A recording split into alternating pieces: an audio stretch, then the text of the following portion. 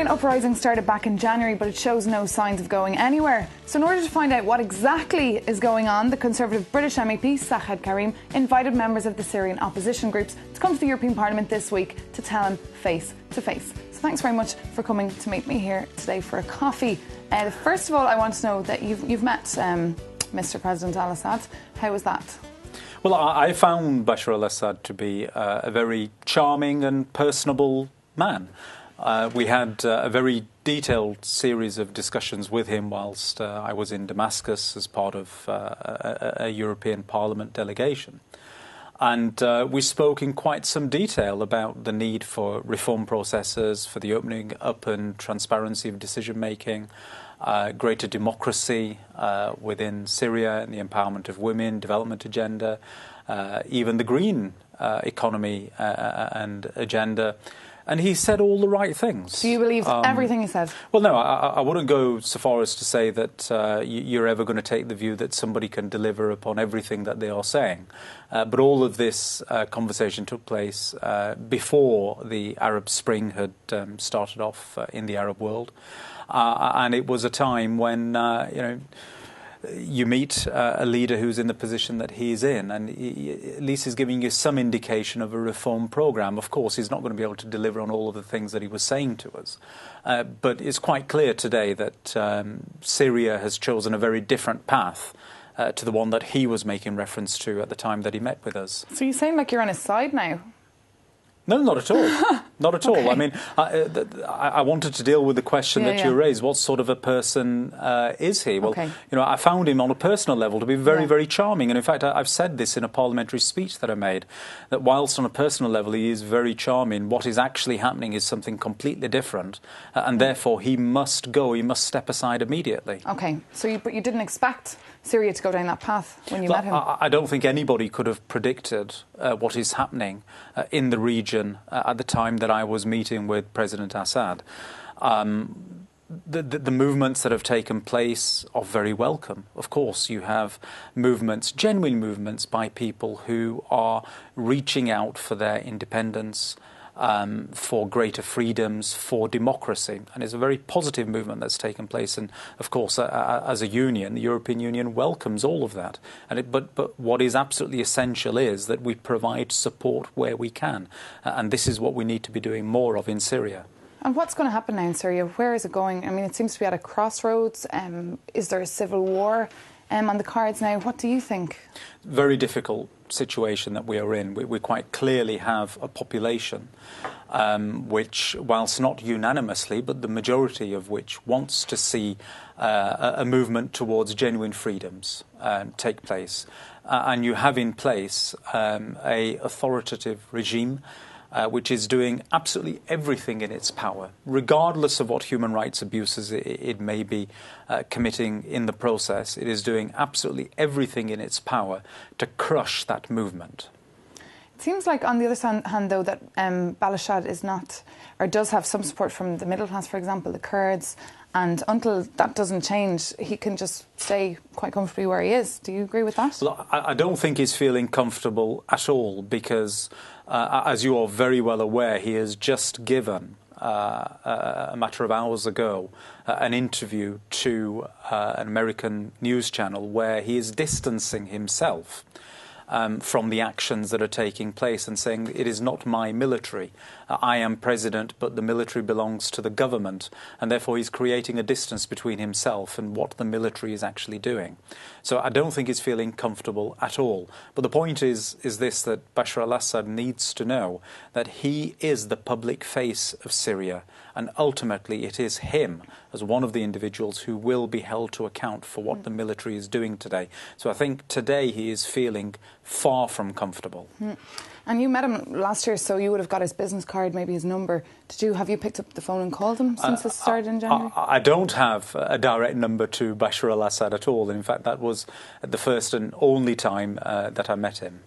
OK, now I just want to show you this little video. There was a few protesters outside the European Parliament here Friday before last, and they were calling on the EU to do 3 specific things. Let's just have a look at what they were asking for, and then I want to get your reaction. First of all, we ask the recognition of the Syrian National Council by the EU members, and secondly, we want to recall our ambassadors from Syria and expel the Syrian ambassadors from the 27 EU members. And we want also, of course, a protection for the civilians in Syria and also humanitarian help. Finally, which is very important also, we want an extension of the sanctions against the high-ranking personalities of this regime. Finally, there is also a problem with some militias coming from Iran and from Lebanon, like Hezbollah, and also Jaish al-Mahdi coming from Iraq. So we think that the EU should put a point to say to these 2 countries to say they cannot let these people, these militias, enter to repress the Syrian uprising. And what about NATO? Would you like to see NATO intervene like they did in Libya, or is that not in your interest? Well, we want any help for the moment to protect civilians according to international law. So according to international law, we need absolutely protections for civilians, and the rest, well, it should be decided by the UN Council and also by the EU members. So that was the Syrian Democratic Organisation that you saw in that video. This association, they're banned in Syria, but you can see they're screaming loud and clearly right here in Europe, where they are allowed to do that. Will they be coming to your event this week in the European Parliament, or do you think the EU will listen to the requests here? Well, I certainly welcome all of the movements that we have been able to encourage to actually be brave enough to come and surface. There's no doubt that there is a very serious and diverse opposition to the current regime in Syria. Many of those people are resident in Europe and operating from Europe. Indeed, in my own constituency in northwest England, I have many people who are of Syrian origin and reject the current regime. But what doesn't exist is institutions and structures that allow for these opposition voices to come forward in an organised way.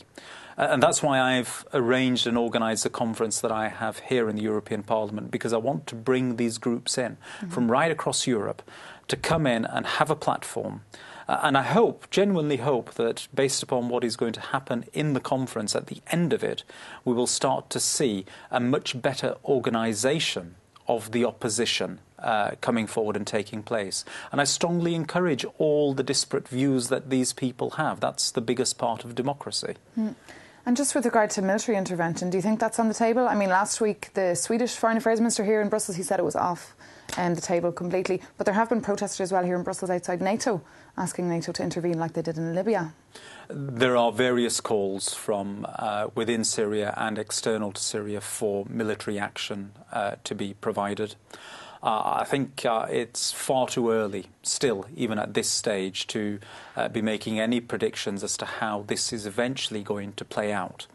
What our role needs to be at this stage is, of course, concentrate on all of the things that we can do immediately, things like sanctions, and of course that's been a big part of the programme that we've put in place. But also we need to be doing what we can, firstly, to ensure that as much protection as is possible is provided to the Syrian people, particularly those who are engaged in the activities that allow the world to find out what is actually happening there. As you know, international correspondents are currently banned from being present and reporting, and therefore we are completely reliant upon very brave individuals who are getting the message out through Facebook, through YouTube, through blogs and various other means using the internet.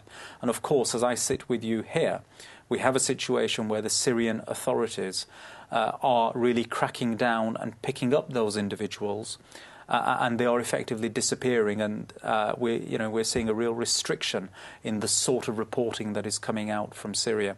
So we need to put in place all the sorts of measures to ensure that the world is continuing to find out what is actually happening, and we need to continue applying that pressure to the Syrian authorities that what they are doing is not going to go unnoticed. Eventually, people are going to be held to account for what is happening there. OK. Mr Sajjad Karim, I'm from the ECR group. Thank you very much for having come. My pleasure.